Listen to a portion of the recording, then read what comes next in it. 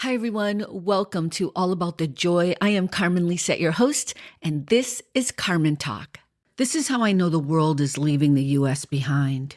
There are moments when you realize something fundamental has shifted, not because someone announced it, but because you felt it. For me, that moment came from one of the most unlikely of places, a Canadian TV show.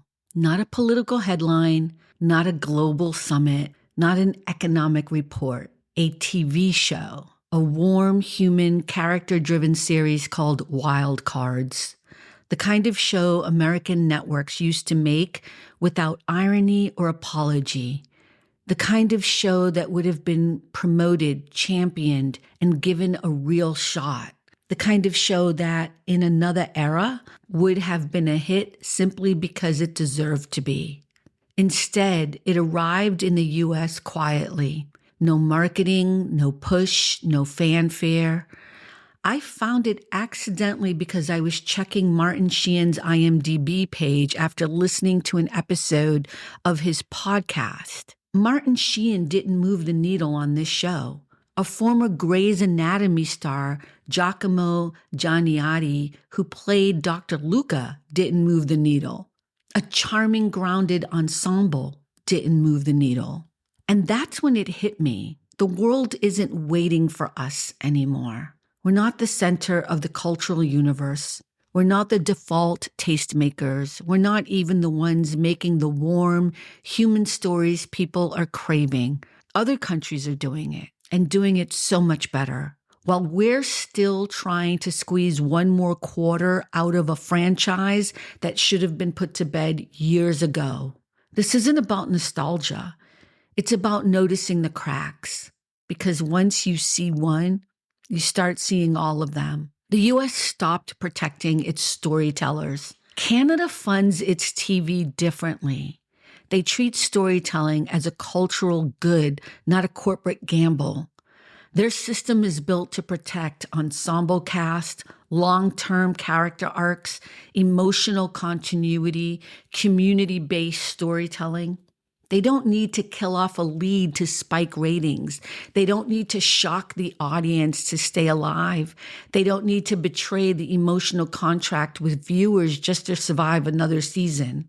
Meanwhile, here in the U.S., we've built a system where creativity is the first thing sacrificed when the quarterly earnings call looks shaky.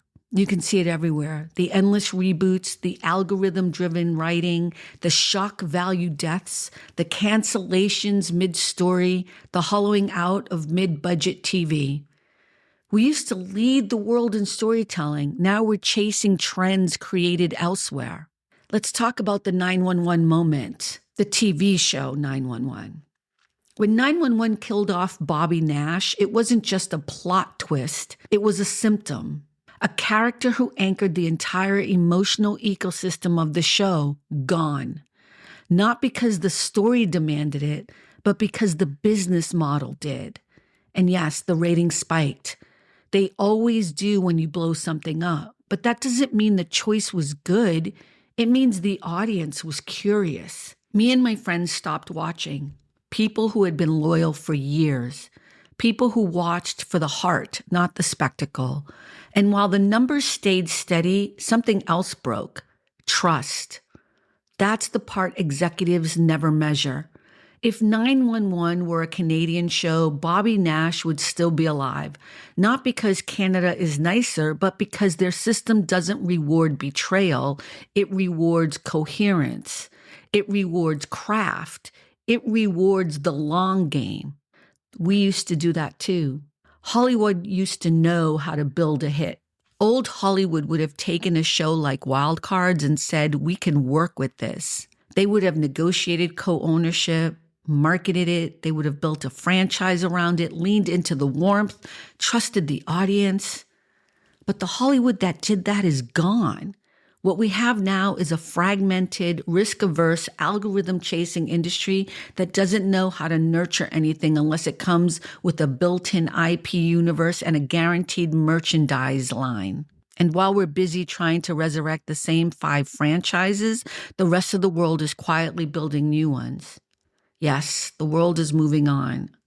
Canada is making warm, grounded ensemble shows.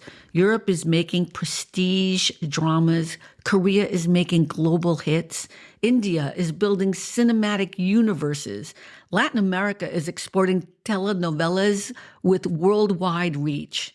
And the US? We're rebooting reboots. We're cutting public arts funding. We're gutting public broadcasting. We're letting corporate mergers dictate creative choices. We're killing off the heart of our shows to chase a temporary spike. We're not leading. We're reacting. And the world has noticed. And here's the quiet truth.